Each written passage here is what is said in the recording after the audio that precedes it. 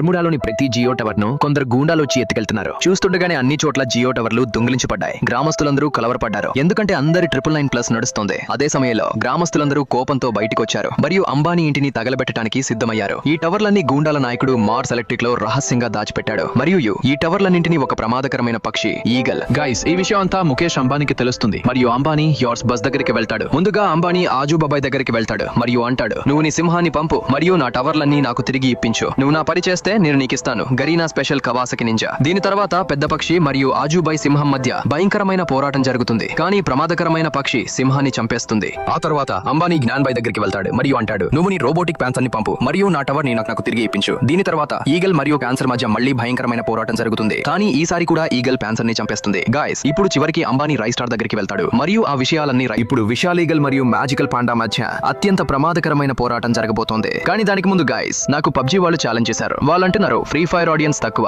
PUBG audience ఎక్కువ అని. కాబట్టి గైస్, మీరు చేయాల్సింది ఏమీ లేదు, జస్ట్ వీడియోని లైక్ చేయాలి మరియు ఛానల్ ని సబ్స్క్రైబ్. రైస్ స్టార్ ఇష్టపడేవారు ఎరుపు గుండెను కామెంట్ చేయండి, పబ్జీని ఇష్టపడేవారు నలుపు గుండెను కామెంట్ చేయండి. గైస్, చివరికి ప్రమాదకరమైన ఈగల్ మరియు మ్యాజికల్ పాండా మధ్య చాలా భయంకరమైన పోరాటం జరుగుతుంది మరియు మ్యాజిక్ పాండా ఈగల్ గల్లు ఖతం చేసేస్తుంది. ఆ తర్వాత గరీనా కార్మికులు వచ్చి జియో టవర్ ను ఎక్కడుందో అక్కడే మళ్ళీ పెడతారు.